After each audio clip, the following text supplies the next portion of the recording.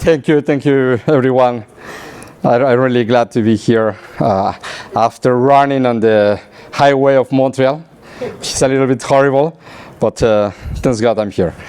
Hello, everyone. It's a really pleasure to be with you, to share this forum with you. It will be a very interesting discussion around the education and the talent and how those topics matters for the future of the economy and the society and around the world. I will say not just here in Montreal, for sure, not just here in Canada. I will really start with a very, very short and big question at the same time, that you are the experts. Okay? If we can define first at all the talent in a society, okay, what we can say, for example, and after we will discuss why the talent is important for the society, no? And we will pass after to discuss why it's so difficult today to keep that talent updated and to keep in the enterprises, in the companies, and to help the companies to use this talent, which is maybe everywhere in the city, in the society, to help them to develop and innovate, for sure. And we will finish with a very amazing question, which is what will be the skills for the future? I'm sure that many people here in the audience want to know what to study, what to prepare, to develop as skills, as a human skills, as a work skills for the future. What a big question. And really thank you very much to be here, to accept, to participate in this forum. Gina, what do you think about the talent and why the talent is important for the society? We are living in a global world. We just listened to our cybersecurity panel that there is no borders anymore. We have passed that being my country, my province, my municipality. That doesn't exist anymore.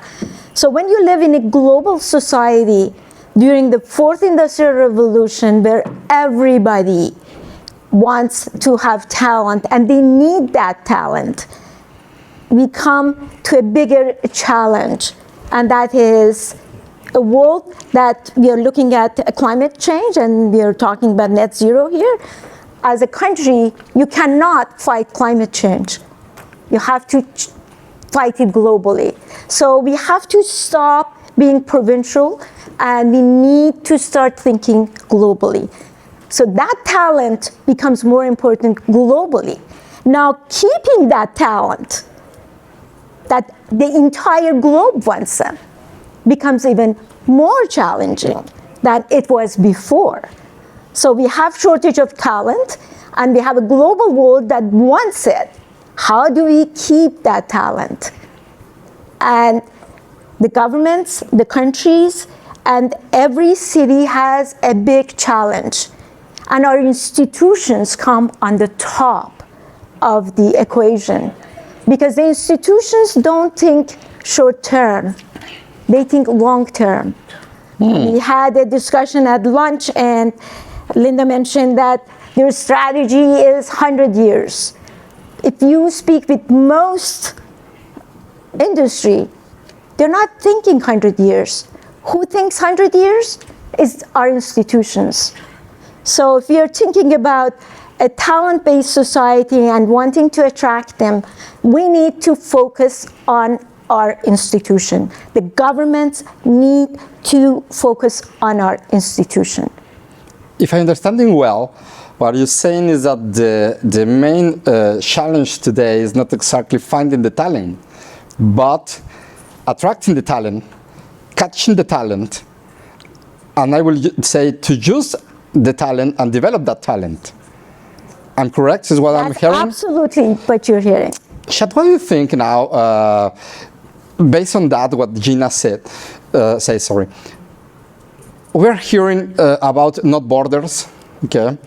But on the other hand, I think that there are many borders in different contexts, we are assisting to a very, very complex political situation in different parts of the world where the borders, physical borders, are more present than maybe never since the Second War.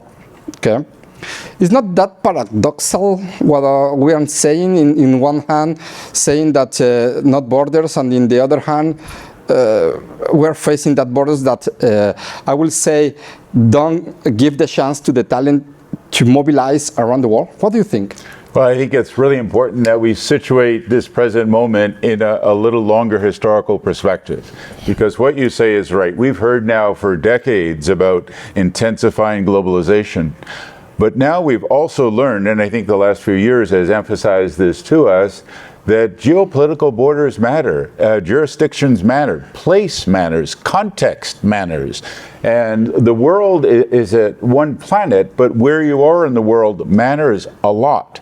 So I think what we're trying to do now is to think about this new world it kind of combines the importance of context, the importance of place, with the reality that we're part of the globe.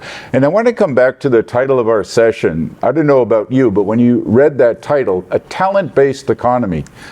Now in Canada, we're pretty used to the notion of a resource-based economy. Or we've heard a lot in recent years about a technologically driven economy. So what do we mean when we say a talent-based economy?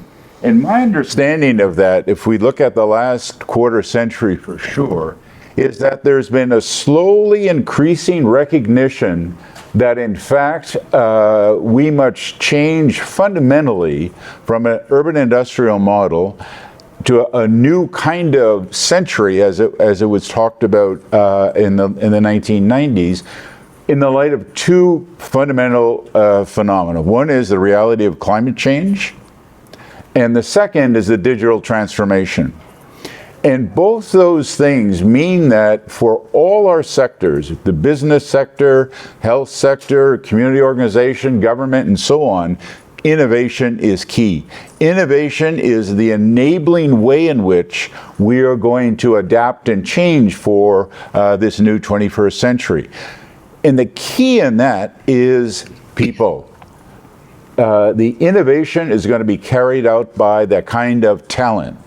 Now this really makes us rethink the whole occupational structure of our society, where it used to be, not that long ago, and we did it successfully, a few really kind of drivers at the top, and then a whole lot of people that were implementing and doing work. But now we look at all organizations, and in light of the digital transformation and so on, more and more there's a need now for talented leaders who are able to constantly adapt, adopt, adjust in a kind of much more continuous improvement mode. Things are changing all the time. Well, this calls for a different kind of person, a different kind of leader, not throughout the entire company, not throughout the entire organization, but in much more key positions. So we go from, I think about this as sort of the change from occupational pyramid in our organizations. It looks like this, with kind of at the bottom, and then this, and much more egg-shaped and much more need for highly qualified talent throughout the organization. Why? Because that continuous improvement, that constant innovation is going to be necessary to come to grips with climate change, the digital transformation, the new world that we're in. And I think that's why it really is appropriate, and I'm glad our session is called that we are embracing the reality that's really a talent-based economy. That's a very, very interesting point what you're saying. If I'm trying to attach dots between both of you, what you are saying now is that we don't have that borders, and what I'm hearing there is that we have to collaborate thanks to that borders, which means that the talents which is everywhere now in the world, maybe it's not just a matter of where is this talent, but how we can combine this talent from everywhere in the world, not just locally, okay? In order to come back to the physical borders, maybe that means that today governments and states must be more open, I will say, to open the borders, to receive and to catch that kind of talent, but after to develop that talent. Because you mentioned innovation. Innovation means ideas, but ideas normally is in the knowledge, and the knowledge is in the people. Normally, no, and the organization which is made from people, no, which means that if you don't mobilize, if you don't play with that knowledge in a correctly way, it will be very difficult to really get that point of the innovation, because innovation doesn't arise by their own. They arise because there is a process, because there is people engaged, there is resources, no. And what you mentioned also is that structures that could be inside of the organizations or in the society could not continue working in a very, I will say, hierarchical way. Will be more adaptive, correct? What do you think about all what we said already, Jim? You are in the engineering part, correct? Right. How innovation is very close to the engineering side, no? And the talent as well. What you can say about what we are discussing? So the issue for me, who was it? William Gibson, the author, said the future is a lot closer than it appears.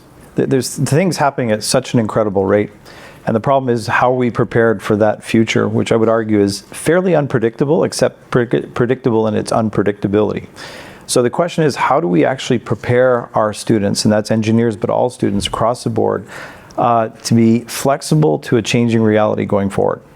The reality of education, I think, has changed. Certainly what we've come out of the pandemic with is a really interesting experiment, if you want, that has really accelerated or amplified what we're doing in terms of looking for innovation in terms of education that ultimately leads to innovation on the part of our students. I think what we've come to realize that when we are working in a global environment, we need to take advantage of the global environment by bringing talent into where we are, but exporting our talent, but not working in isolation from each other, but working across borders to solve these big problems. So if you look at the transition to net zero, this is when you talk about climate change, they refer to this as a wicked problem. A wicked problem is one that is not amenable to a single solution. It may be multiple solutions, and in fact the solutions we propose today may be very different than the ones we might find appropriate tomorrow. All this means is that we're in such a dynamic place that we need to prepare our students for that. Just to give you a quick example, so 10 years ago or 15 years ago, had you ever heard the term additive manufacturing or blockchain?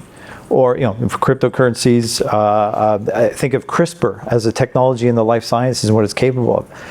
So if I had trained our students specifically to be masters of additive manufacturing or blockchain, whatever else, well, one, they're not prepared, right? So if these new inventions arise, and they're suddenly so critical to our economy, so critical to our talent and to innovation.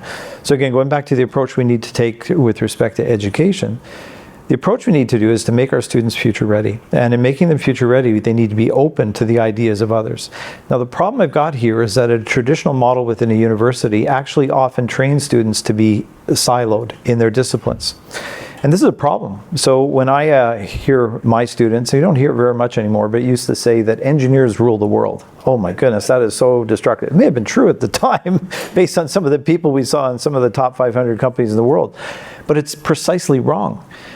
Because in order to solve the wicked problems of this world, we need to have engineers who are really technically qualified, but are also engaged with many other issues, social issues, political issues, financial issues, economic, whatever it may be. But they can't possibly become experts at all those. If we wanted them to be experts, we'd send them to a degree program that would take 15 years. It's not going to work. So from a perspective of training, to prepare people to be innovative, it's not to be innovative in isolation, it's to be innovative in concert with other people that have different perspectives to offer. That's different perspectives from around the world, it's different perspectives from different disciplines, etc. So from a training perspective, it is not about simply transferring knowledge, it's about helping people acquire knowledge as they need and adapt to a changing reality over time. That's a big call. But the good news right now is the amount of knowledge that's at our fingertips is incredible, and we can pull it. And so our emphasis should not be on downloading knowledge into the heads of our students, but equipping them to take advantage of the knowledge as it becomes available and as it's created. It's very interesting what you say, because I prepare a question at the end of the discussion, but I will jump right now, because the question is, how we can prepare the students with the skills. What are the skills for the future, okay? And every one of us, including me, we work in the education system here in some way.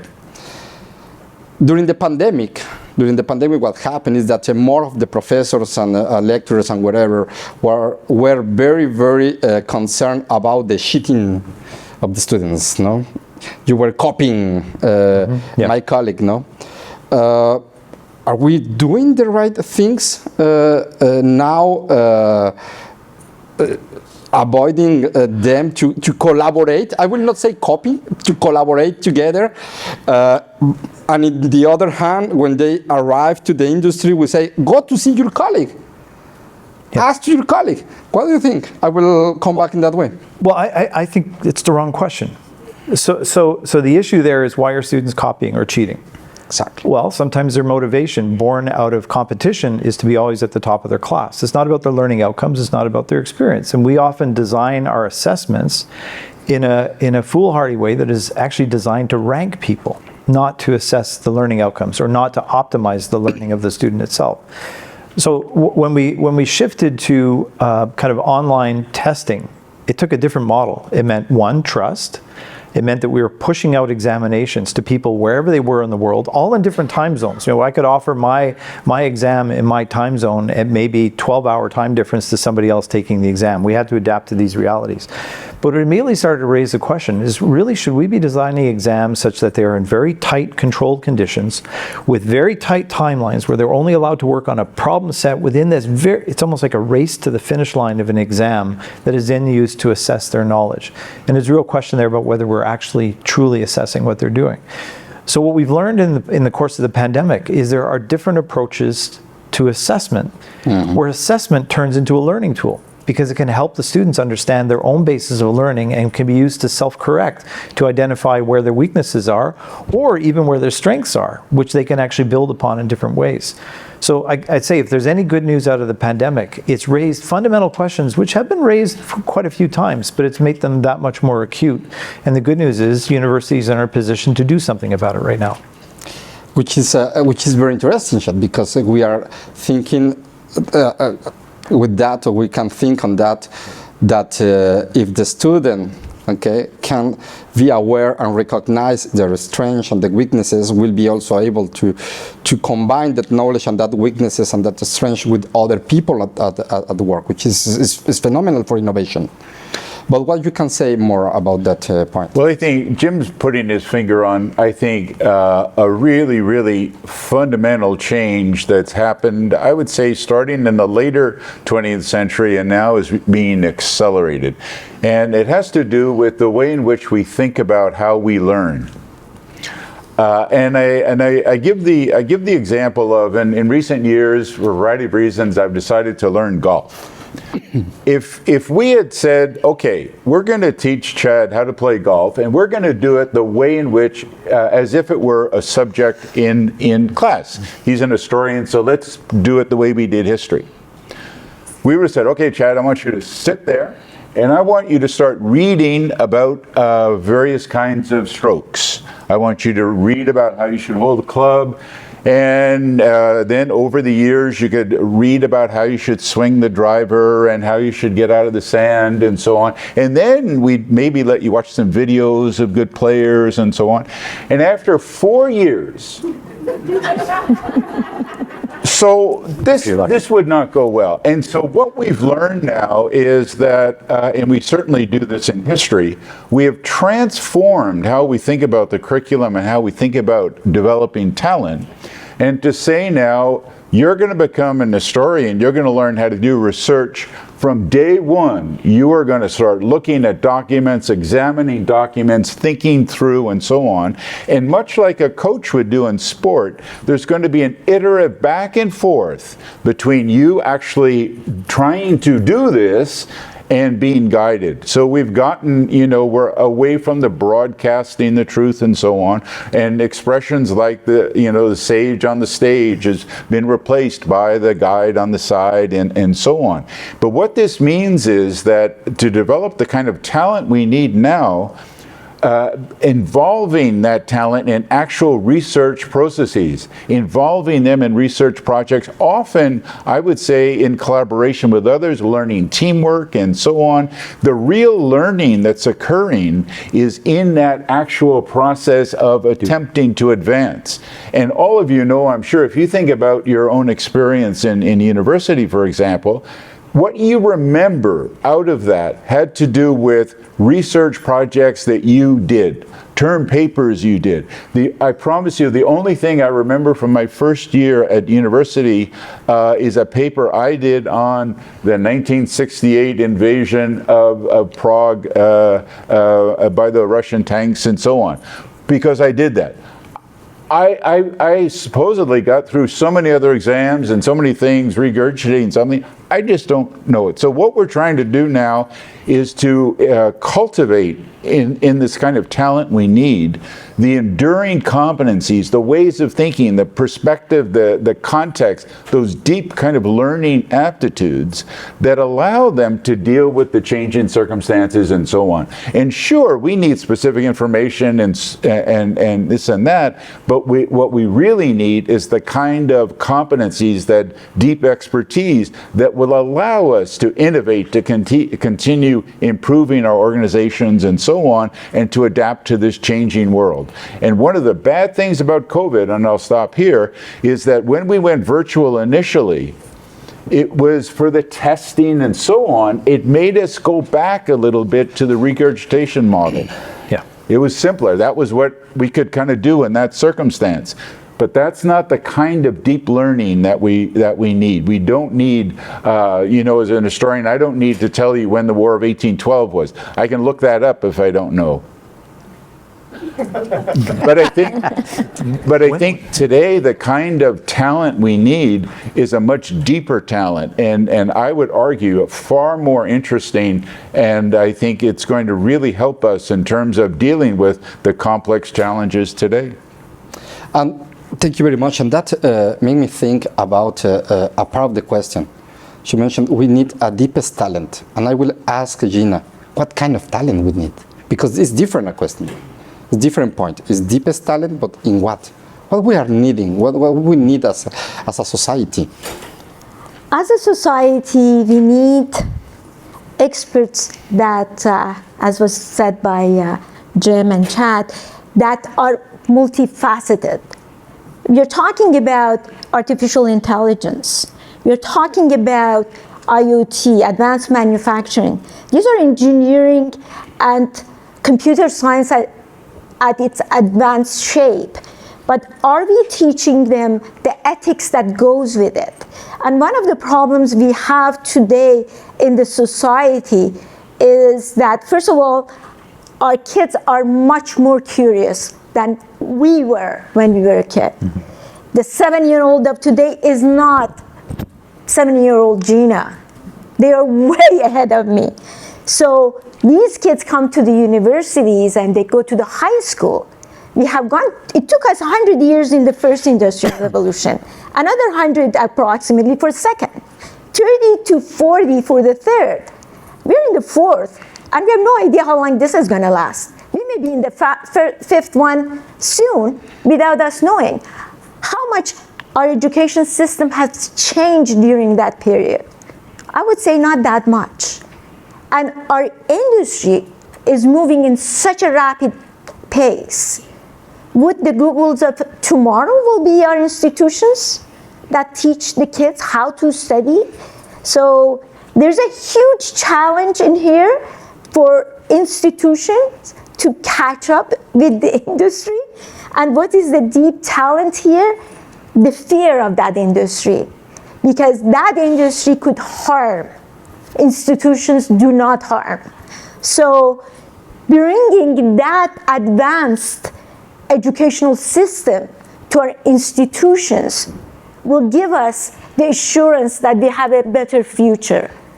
My fear for our future is we are letting the big 5 or 6 companies design the world of tomorrow for us, while institutions may be lacking behind.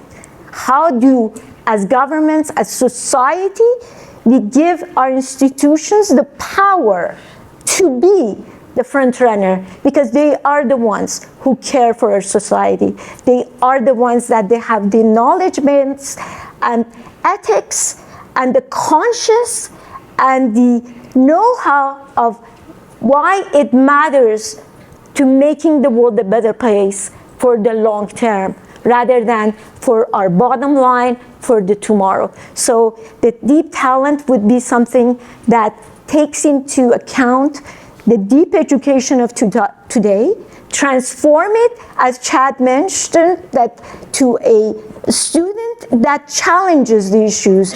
We have to come out of that whole system of memorizing and writing exams. We need more. Our students demand more. And when we graduate and we go to the workforce, we really don't have much experience. So this whole experiential learning, co-op, internship with institutions becomes extremely important. Our students are demanding to be given the opportunity to work while they study. So I see a lot more collaboration between the institutions and the industry as a whole. When you mention institutions, sorry, just to be clear, you don't mean just companies. You mean bigger than that? Yes, the whole society, no? yes. Because in my opinion, it would be very risky just to pass the control to some companies, not to lead what we have to do as a society in education. No, I think that would be risky. That's my opinion. But it's a fear that they will do it. That's a fear of letting them do it. Okay. So just this issue of deep talent. So there's a real danger here. So when I hear from industry about what industry needs, especially in this changing environment, the tendency is for industry companies say, we need you to prepare students with this, and this, right? And so they're bolting on or layering on all these additional skills that they want, it seems, every student to have. And there's almost an impression that they want us to graduate students with 8 years of experience. and look, it's not reasonable. So deep talent is about developing innate talent and releasing the potential of our students. And I think that's what we do in the formative years of the primary four-year education university, is to help pull that potential out and develop it, but not develop it to its fullest extent. So it raises a question for me, is we need the industry companies to point out to us what is the appropriate starting point for our graduates. But there's another key issue, which is, one of my bugaboos, if you want, my issues that I've been struggling with for many years is the effective accreditation systems, where accreditation systems try to drive a uniformity in our graduates, as though everybody should come out exactly the same. When we talk about the importance of dealing with really wicked problems that are out there, we don't need just a diversity of people, we need a diversity of talents. But what that means is that we don't graduate all people that are the same. We need to graduate people who have different capacities and interests, and we pull that potential out so that when we release the students into the workforce, they have the complementary skills. They may, let's say, all be identified as engineers, but some are going to be better communicators. Some are going to be, those solid people who will solve the Navier-Stokes equation to get an airplane to fly. And they don't need to talk to a client. Well, good on them. If they really need that talent, we will develop that talent, but we also need to develop the other people. So that means we need flexibility in our programs to attract a more diverse group of people who see themselves reflected in different ways in the profession, and then have that valued by industry. So we need a conversation with industry to help us identify where the shortcomings are and where the development is. But on the other side, I would also challenge industry to turn around and say, what's your role in education? Because education, we only, I think, in universities graduate people with the initial conditions to succeed in their career. But they need to develop over the course of their careers as well. And so I'd like to know is, what is industry going to do to develop that deep talent that is essentially the big bet for their companies in the future. So there's a true partnership. We need to talk more about continuing education over the course and the development of our people over the course of their careers. Well, another aspect to this, because it's to this point, is that of the deep paradigm shift, we've really, I think, come to grips with the fact now that historically we did a horrible job really tapping the entire pool of talent. Yeah. And I think excellence, and you're alluding to this, it had a cookie cutter. Excellence looked like this. And we know now that no excellence can be achieved without passing down the field of diversity. It is through by tapping the entire pool of talent. It is by embracing the diversity of that's what's going to be excellent. Secondly, we need to enlarge our recognition of different systems of knowledge. And then in the Canadian context, in the environmental dossier, for example, we've been learning a world about how Indigenous knowledge systems are really contributing to what is excellent in terms of our ability to develop the talent we need.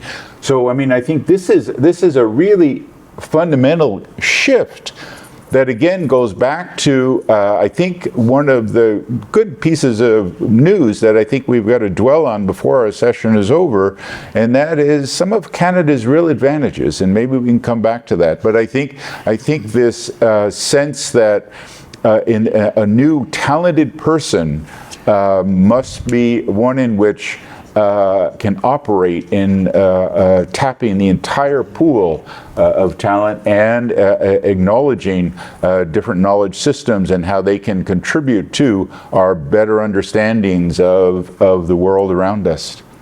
Well, that's very interesting. In fact, what I'm understanding now, what I'm see also every day, is that maybe universities and college, for example, they are looking for the best people.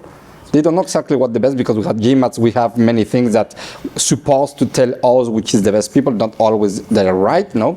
And on the other hand, we have institutions and companies that are looking for the best talent in the world. But I don't hear, at least in the discussion, that universities sometimes are interested in develop, not bad talent at the beginning, you know what I mean? And institutions are not interested also to develop bad talent as well. Okay, it's like we are looking just for the best, as you mentioned, but who is the best? And maybe looking for that best, we are avoiding or forgetting some, like a diamonds, that are not everywhere, that we have to discover, because they are not the best based on the marks and the system, the accreditation that we have already. I don't think we know how to define what best is. Exactly. I mean, for me, I will say some of the most creative students, and I'm very proud to have as graduates of McGill. There's one of who's the design engineer of a major European car company. He's a solid B student at McGill. I would never classify this individual as being at the top of the class, according to the norms of what you find on a transcript. Interesting. And I will say that I worry in companies. When I see companies that maybe advertise for positions, and let's say they receive 200 applications, something I see in some groups, HR departments, is they create a short list based on the GPA.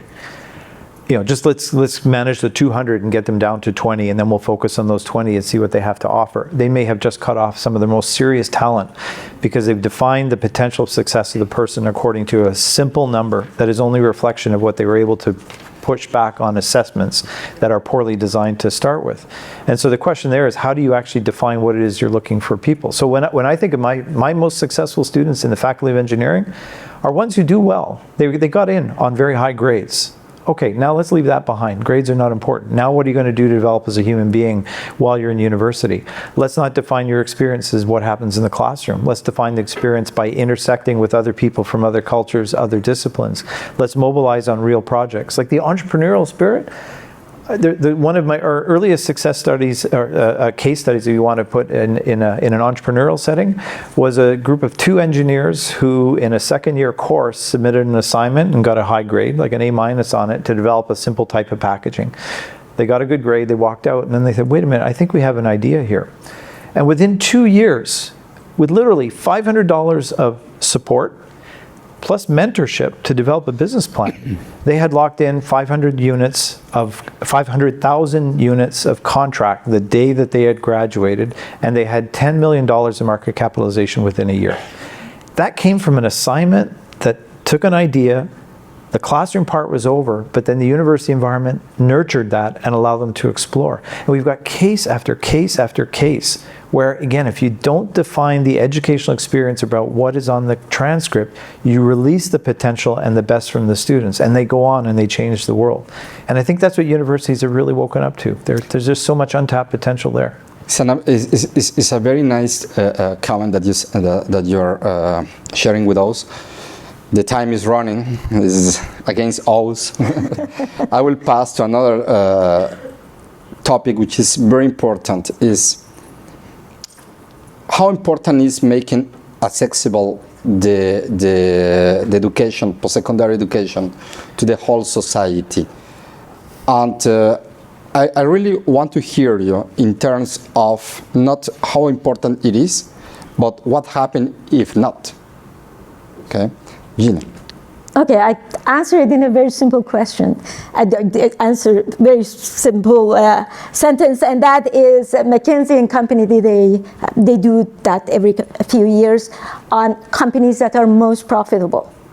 And the companies who had a gender balance, and this is 2022 results, were 25% more profitable when they had more gender balance. And when they were more diverse with ethnicity, they were up to 35%. These are huge numbers. Profitability speaks for itself, and that is not that we are doing all the work for profit, but it's an important aspect. It means they're more innovative. They come up with better ideas. So that is why it's important that we are more inclusive and we are more diverse. Now, getting back to the shortage of talent in our society, and we just listened to cybersecurity. In Canada in 2022, Canada was short by 25,000 open jobs that there are no applicant. In the world for cybersecurity was around 3.5 to 4 million. Wow. That number was 1 million a couple of years ago. It has gone exponentially up. And we don't know what that number would be in few years. How do we bring that gap down? How do we address this shortage? Especially when it comes to STEM program, close the gender gap. We need to close the gender gap. We need to bring more women to our STEM programs, and that is one of the shortages of talent in the fourth industrial revolution, in the economy that we have today. So I think we need to encourage and increase that 13-15% women we have to bring it to 50 to address that shortage of talent, and that addresses your diversity and inclusion as well. Well, I'd pursue this. Let's talk a little bit about the graduate level, master's and doctoral level, because as we all know, I think the drivers of innovation in many cases are going to be the highly qualified talent that we need. And there's aspects of this that I think are, on the one hand, a really good story and accessibility, but the other hand, we have a world of work to do. So the good news is, in the late 1990s, 25 years ago, Canada, facing climate change early on, facing digital transformation and so on, began to think through what are we going to need, and their model that was developed, a Canadian model, a talent-based model of innovation. And they started investing heavily in expanding Canada's graduate programs, research funding and so on, to really start to prepare for this deep transformation. They did it in terms of significant financial aid, and relatively speaking, Canada is a much more accessible post-secondary. Our tuition is lower and so on, and support. In Canada, Quebec is unfortunately the only province that really aggressively complements a lot of the federal initiatives, and I think that's one of the explanations for great success here in many respects. This was across all fields, along what we were saying earlier, given the need and so on.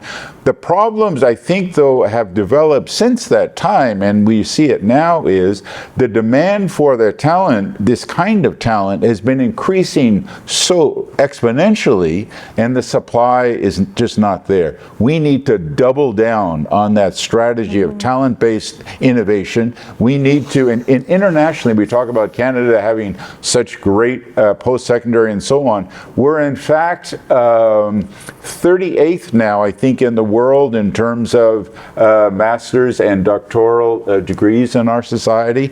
We are not moving in a good direction, and it's worrisome. In terms of research funding to really support the development of all that, we're starting to get beat out by international competition, and that's a big issue. So I think we have the great model, but we have to double down on accelerating it, because the fact of the matter is we have this serious talent shortage now, and it's a lot in this highly qualified area that our supply is just not up to it. The occupational structure of the country, pressure for innovation is being felt across all sectors, including our natural resources, obviously, health sector. Everywhere we look, innovation is in such demand. I think we have a golden opportunity to really continue leading the world in many respects. We have a model that we need to advance, but I think we have to go further and faster. And I think our society is now, we feel that everywhere. And just to add that, is it's great to attract the international students and keep them, but the retention becomes a very important aspect of our society. And if we are not careful, we're going to lose them. The government, they have to do more to ensure that we keep our talent and not lose them. And unfortunately, we have a country that is much bigger and has a lot of issues that may help to drain our talents. And we have seen that during COVID era, we have lost a lot of talent, and that brain drain continues right now. It's a very important point what you mentioned, because it's not just a matter of catching the talent, it's keeping and developing the talent. And that's very important in the society, because we are a society integrated by immigrants, which most of them, if we compare, for example, to the United States, which will receive another kind of immigrants. Here in Canada, normally we receive a very educated immigrant people, and not always we use it in the proper way or develop in the proper way.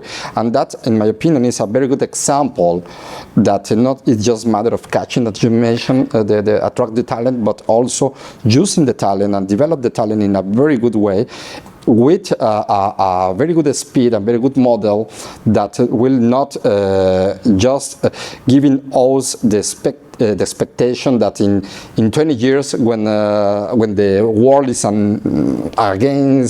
fighting against the stars, to saying that, we will continue discussing about this. Okay, Jim, you want to say something about that? Yeah, I'm glad the issue, because accessibility, some people interpret as simply an open door. And you can open up the door, and you can even try to coerce people to come through the door, but they may not like what they experience, so they won't stay. So you can make it financially viable to be accessible. So let's say it comes to women. So it's been wonderful what we've done in the field of engineering right now. It's a lot of the urban centers they're ahead, I guess, in terms of just because what happens in a cosmopolitan environment. But it's about 1/3 of our undergraduate students are women in engineering, but it's averaging right now about 18% across the entire country. So things are really moving, but they've got a long way to go. But the problem we've got there is that we're bringing people in on our terms. And the question then is, if you want to retain this talent and develop the talent, they actually need to see themselves in the program and in the profession that they've entered. And while we're doing our best to, one, encourage people to come in, and then we're also doing our best to actually retain them and support them, creating like-minded communities, shared experiences, mentorship, and everything else while they're in university, they then graduate. And there's a huge leak in the pipeline at that point. Because what happens very often, let's say to women, is they go into a workplace that is about 20 to 30 years behind the times in terms of the kind of conversations we may be having in universities. And they're not equipped to even survive in that environment. And so there's a real issue here. We're actually developing what we call applied EDI courses, which is not just to appreciate EDI, but how to act on it. So how do we equip people, almost like black belt EDI experts that will go into the workplace, survive maybe what is a harsh condition, but work to change that condition as well. And so this is a big problem. If we really want to unleash the full talent that we require and contribute to this talent-based economy, we need to put in place all the support systems where people see themselves in that larger system. And again, this is a much bigger conversation than what we just do in a university to entice people to come through our doors. I think you are just opening the door for the conclusion because the time is running. Chad, what you can give us like a final message surrounding this an amazing and interesting subject, which is the future of education in a talent-based economy?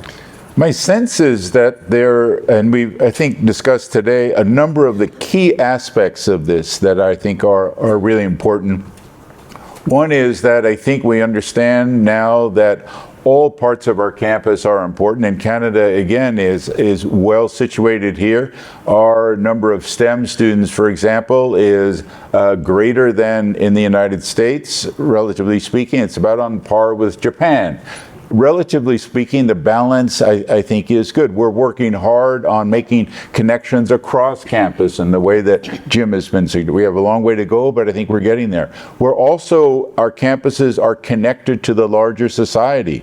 There's much more back and forth with business now. There's 1.2 billion of business expenditure and research on our campuses now, many more partnerships. We're getting that with community organizations, social innovation, and so on. So it's a connected campus. So we have further to go.